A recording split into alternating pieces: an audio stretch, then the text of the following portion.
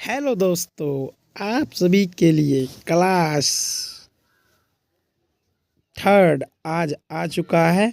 हो सकता है आज ऑब्जेक्टिव आने में थोड़ा देर हो सकती है, पर टेंशन लेने की कोई बात नहीं है। 20 दिन के चैलेंज के साथ आज हमारा तीसरा दिन है। चलिए अपने क्वेश्चन की ओर चलते हैं। हमको आपसे उम्मीद है कि पहले का सभी क्वेश्चन आप अच्छे से देखे होंगे और पढ़े होंगे और याद भी किए होंगे। एग्ज़ाम बहुत करीब है, इसलिए ज़्यादा से ज़्यादा मेहनत करने की आप सब कोशिश कीजिए। चलिए अपने क्वेश्चन की ओर बढ़ते हैं। हमारा फर्स्ट क्वेश्चन है, देख लीजिए, फिजिक्स का शानदार क्वेश्चन। चुंबकीय क्षेत्र रेखा, चुंबकीय क्षेत्र रेखा के गुण लिखे। क्या फिजिक्स का क्वेश्चन है? देखिए, चुंबकीय क्षेत्र रेखा के गुण लिखना है। पहला है, चुंबकीय क्षेत्र रेखा कभी एक दूसरे को नहीं काटती है। ये रेखा है उत्तरी ध्रुव से दक्षिणी ध्रुव की ओर बाहर जाती है। देख लीजिए, बहुत ही इंपॉर्टेंट क्वेश्चन है, आप सब लिख लीजिएगा। चलिए नेक्स्ट क्वेश्चन की ओर। बायोगैस संयंत्र क्या है? देखिए, बायोगैस संयंत्र एक ऐसा संयंत्र है जो जैविक कचरे, क्या जैविक कचरे जैसे गोबर, पौधे के अवशेष, घर के वो जो आते हैं क्या सब्जी के कचरे का उपयोग, छिलका, मीथेन युक्त गैस बायोगैस उत्पन्न करता है। इसका उपयोग खाना पकाने और बिजली उत्पादन में किया जाता है। चलिए अपने नेक्स्ट क्वेश्चन की ओर। ओम का नियम कौन सी मात्रा स्थिर रहती है? समझाइए। ओम का नियम तापमान स्थिर रहता है। ओम के नियम में क्या मान रहता है? तापमान जो रहता है स्थिर रहता है। क्या मान रहता है? तापमान जो रहता है वो स्थिर रहता है। किसी चालक के किसी चालक में बहने वाली विद्युत धारा उस चालक के सिरे में विभवांतर के अनुक्रमानुपाती होती है, बशर्ते तापमान क्या होना चाहिए? अस्थिर होना चाहिए। चलिए अपने नेक्स्ट क्वेश्चन की ओर बढ़ते हैं। हमारा नेक्स्ट क्वेश्चन क्या है? हमारा नेक्स्ट क्वेश्चन है, प्रकाश का परिकिरणन तरंग दैर्घ्य कैसे निर्भर करता है? प्रकाश का परिकिरणन का तरंग दैर्घ्य अनुक्रमानुपाती होती है। छोटे तरंग दैर्घ्य परिकिरणन अधिक होता है जैसे बैगनी और नीला का, जबकि बड़े तरंग दैर्घ्य का परिकिरणन कम होता है जैसे लाल का। चलिए अपने नेक्स्ट क्वेश्चन की ओर। हमारा नेक्स्ट क्वेश्चन क्या है? हमारा नेक्स्ट क्वेश्चन है, आँख की अनुकूलन क्षमता से क्या तात्पर्य? आँख का अनुकूलन क्षमता से तात्पर्य है कि आँख अपनी लेंस की फोकस लंबाई को बदल के विभिन्न दूरी की वस्तुओं को स्पष्ट रूप से देख सकती है। चलिए अपने नेक्स्ट क्वेश्चन की ओर बढ़ते हैं। हमारा नेक्स्ट क्वेश्चन है, देख लीजिए, किसी माध्यम में अपवर्तनांक को परिभाषित कीजिए। मतलब अपवर्तन का परिभाषा दीजिए। अपवर्तनांक का, किसी माध्यम में अपवर्तनांक से तात्पर्य है कि प्रकाश की गति निर्वात की तुलना में उस माध्यम में कितनी कम है। अपवर्तनांक बराबर सूत्र होता है निर्वात में प्रकाश की चाल बटे माध्यम में प्रकाश की चाल। इसका कोई मात्रक नहीं होता है। चलिए अपने नेक्स्ट क्वेश्चन की ओर बढ़ते हैं। हमारा नेक्स्ट क्वेश्चन है, बड़े बांधों के निर्माण में आने वाली समस्या को लिखें। पहला है, देख लीजिए, विस्थापन। दूसरा है पर्यावरण क्षति। विस्थापन में क्या होते हैं? बांध निर्माण के कारण बड़ी संख्या में लोग विस्थापित होते हैं और पारिस्थितिक तंत्र में वनस्पति पर नकारात्मक प्रभाव पड़ता है। मतलब पेड़ पौधे पे नकारात्मक प्रभाव पड़ते हैं। अब देख लीजिए, नेत्र अपनी और आने वाली प्रकाश की मात्रा को किस प्रकार नियंत्रित करता है? नेत्र की पुतली का आकार में बदलकर प्रकाश की मात्रा नियंत्रित होती है। कम रोशनी में पुतली फैलती है और अधिक रोशनी में संकुचित होती है। अब देखिए, फिजिक्स का लॉन्ग क्वेश्चन आ चुका है। थोड़ा जल्दी जल्दी करा रहे हैं क्योंकि आप सबको और भी क्लास करना है और सभी चीज़ पे ध्यान देना है, क्योंकि बिहार बोर्ड में 600 नंबर का एग्ज़ाम होता है। ठीक है, सिर्फ साइंस से कुछ नहीं होने वाला है, आप सभी को सभी में पकड़ बनानी होगी। देख लीजिए, एसी और डीसी के बारे में। प्रत्यावर्ती धारा मतलब एसी वह धारा है जिसकी दिशा परिणाम समय के साथ बदलती है। परिणाम और दिशा जो है समय के साथ बदलती है। लेकिन अस्थायी धारा डीसी, यह धारा जिसकी दिशा और परिणाम समय के साथ नहीं बदलती है। डीसी जो है उसका समय के साथ नहीं बदलती है और एसी का समय के साथ बदलती है। देख लीजिए अंतर देखिए, दिशा पया डीसी में क्या होगा? ये नहीं, सॉरी, डीसी नहीं, ये एसी होगा ना, एसी यह होगा डीसी। प्रत्यावर्ती धारा इसमें धारा बदलती रहती है, इसमें स्थिर रहता है। डीसी में क्या होगा, विद्युत प्रवाह ये उच्च दूरी तक प्रभावी होगा, और अस्थाई में क्या होगा, सीमित दूरी तक।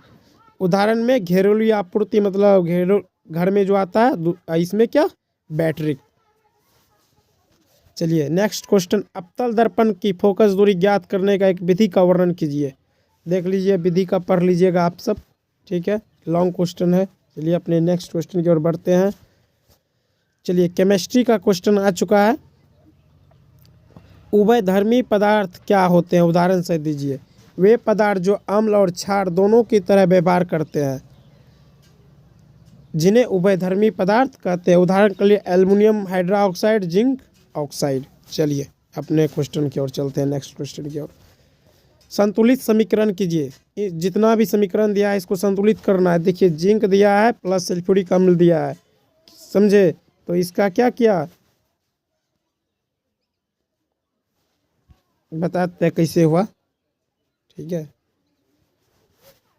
देखिए ये SO4 जो है Zn के साथ चला गया, ZnSO4 मतलब जिंक सल्फेट बन गया, और H2 इधर आ गया, मतलब गैस, हाइड्रोजन गैस, ठीक है। ऐसे BaCl2 प्लस H2SO4 है, तो SO4 Ba के साथ आ गया, और 2HCl मतलब 2 हाइड्रोक्लोरिक अम्ल। चलिए अपने नेक्स्ट क्वेश्चन की ओर बढ़ते हैं। हमारा नेक्स्ट क्वेश्चन क्या है, संक्षारण क्या है। हमारा नेक्स्ट क्वेश्चन क्या है, संक्षारण क्या है। किसी धातु का वायुमंडलीय नमी या गैसों के प्रभाव से खराब हो जाना क्या कहलाता है, संक्षारण कहलाता है। क्या कहलाता है, संक्षारण कहलाता है। जैसे देख लीजिए, लोहे में जंग लगना, तांबे पे हरी परत जमना। शराब पीने से शरीर पे क्या क्या प्रभाव पड़ते हैं। पहला है, देखिए शराब पीने से क्या होता है, तंत्रिका तंत्र धीमी हो जाती है। क्या हो जाती है, तंत्रिका तंत्र धीमी हो जाती है। लीवर खराब होने की संभावना होती है। शराब पीने से क्या होता है, लीवर हो सकता है खराब हो जाए। निर्णय और क्षमता में समन्वय कमजोर होता है, मतलब मानसिक तनाव आ जाता है। चलिए अपने नेक्स्ट क्वेश्चन की ओर। हमारा नेक्स्ट क्वेश्चन है, डिटर्जेंट ने साबुन का स्थान क्यों ले लिया। मतलब डिटर्जेंट जो है साबुन का स्थान क्यों ले लिया। डिटर्जेंट कठोर पानी में भी झाग बनाते, जैसे सर्फ, ठीक है, उसी का डिटर्जेंट उसी को कहते हैं। यह सफाई में अधिक प्रभावी होता है, यह सफाई करने में अधिक प्रभावी होता है, और क्या होते हैं, साबुन की अपेक्षा ज़्यादा झाग बनाते हैं। चलिए अपने नेक्स्ट क्वेश्चन की ओर। आयनिक यौगिक के गलनांक और क्वथनांक अधिक क्यों होते हैं। आयनिक यौगिक में आयन के बीच विद्युत आकर्षण बल अत्यधिक मजबूत होता है, जिसे तोड़ने के लिए अधिक ऊर्जा की आवश्यकता होती है। चलिए अपने नेक्स्ट क्वेश्चन की ओर। चलिए वही सेम टू क्वेश्चन आ गया, चलिए ये तो करा दिए। चलिए दूसरा क्वेश्चन पे आते हैं। हीरा विद्युत का कुचालक होता है, जबकि ग्रेफेपाइट सुचालक होता है। क्यों। हीरे में सभी 4 संयोजक इलेक्ट्रॉन बंधन में होते हैं, 4 संयोजक इलेक्ट्रॉन बंधन में बंधे होते हैं, जबकि ग्रेफेपाइट प्रत्येक कार्बन परमाणुओं के पास एक मुक्त इलेक्ट्रॉन होता है, जो विद्युत प्रवाह को संचालित करता है। चलिए अपने नेक्स्ट क्वेश्चन की ओर बढ़ते हैं। हमारा नेक्स्ट क्वेश्चन है, ये तो आयनिक यौगिक तो हो गया था ना, आयनिक हो गया ग्रेफेपाइट। हाँ देख लीजिए, केमिस्ट्री का एक लॉन्ग क्वेश्चन है, संरचना सूत्र। ये आप सबको HW के रूप में दिया जाता है, ठीक है, आप सब इस सबको कर लीजिएगा। प्रोपेनॉल, हेक्सेन, बेंजीन, प्रोपीन, ये सब का संरचना बना लीजिएगा, ठीक है, बना लीजिएगा, ये नहीं कि छोड़ देंगे। अगर आप सबको नहीं होगा तो आप कमेंट बॉक्स में कमेंट कर दीजिएगा, हम इस पे प्रॉपर एक वीडियो ला देंगे कि कैसे मतलब संरचना सूत्र बनाते हैं, ठीक है, कमेंट कर दीजिएगा अगर आप सबको नहीं आएंगे तब। चलिए अपने नेक्स्ट क्वेश्चन की ओर बढ़ते हैं, ठीक है। हमारा नेक्स्ट क्वेश्चन है, देख लीजिए, लॉन्ग क्वेश्चन केमिस्ट्री का है। मिश्र धातु क्या है, इसके 2 उदाहरण दीजिए। मिश्र धातु 3 उपयोग लिखिए। देखिए मिश्र धातु वह पदार्थ है जो 2 या 2 से अधिक धातु या धातु और अधातुओं का मिश्रण होता है। पहला है पीतल, दूसरा है कांसा। तांबा और जिंक का मिश्रण, तांबा और टिन का मिश्रण। उपयोग, पीतल का उपयोग बिजली के पुर्जी में होता है। ठीक है। दूसरा स्टील का उपयोग रसोई बर्तन बनाने में, कांसा का उपयोग मूर्तियों के सिक्के बनाने में, ठीक है। चलिए अपने नेक्स्ट क्वेश्चन की, एक लॉन्ग क्वेश्चन था केमिस्ट्री का, लॉन्ग क्वेश्चन, बिहार बोर्ड, ठीक है, क्लास 10th। चैनल को सब्सक्राइब कीजिए, लाइक कीजिए और जोर से लगा के शेयर कीजिए। आपका एक लाइक हमको बहुत खुशी देता है। अब देखिए बायोलॉजी का क्वेश्चन आ चुका है, जिसका आप सभी को बेसब्री से इंतजार रहता है। प्रकाश संश्लेषण की प्रक्रिया केवल क्लोरोप्लास्ट में क्यों होता है? प्रकाश संश्लेषण का प्रक्रिया जो है सिर्फ क्लोरोप्लास्ट में क्यों होता है? क्लोरोप्लास्ट में क्लोरोफिल नामक वर्णक रहता है। क्लोरोप्लास्ट में क्या होता है? क्लोरोफिल नामक वर्णक होता है, जिसके कारण पत्तियां हरी दिखाई देती है, जो सूर्य के प्रकाश को अवशोषित करके उसे रासायनिक ऊर्जा में परिवर्तित करता है। यही प्रक्रिया प्रकाश संश्लेषण के लिए आवश्यक है। ये सब क्वेश्चन को आप सभी अच्छे से याद कर लीजिएगा। 20 दिन के चैलेंज में आपको इससे एक भी बाहर क्वेश्चन नहीं जाएगा। चलिए नेक्स्ट क्वेश्चन की ओर। तंत्रिका तंत्र के कार्यों का वर्णन कीजिए।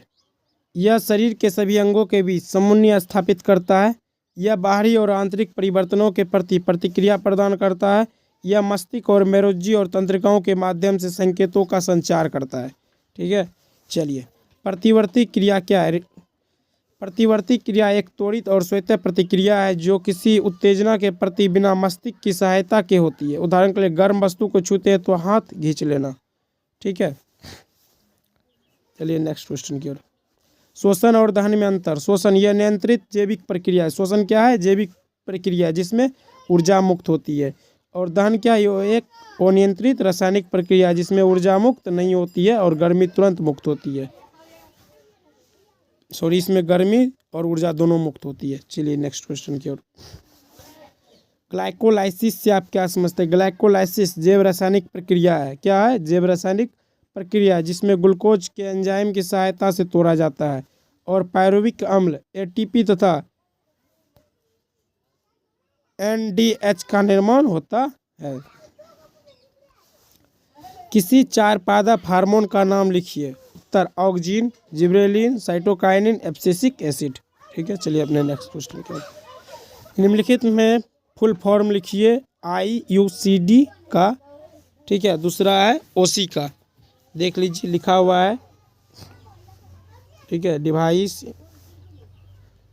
इंट्रा यूट्रिन ओरियल का भी देखिए OC का दिया है। चलिए नेक्स्ट क्वेश्चन की ओर।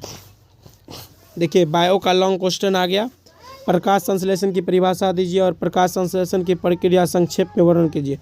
प्रकाश संश्लेषण वह प्रक्रिया है जिसमें पादप सूर्य के प्रकाश की सहायता से जल और कार्बन डाइऑक्साइड का उपयोग करके भोजन और ऑक्सीजन का निर्माण करता है। फिर से चलिए एक बार कर देते हैं।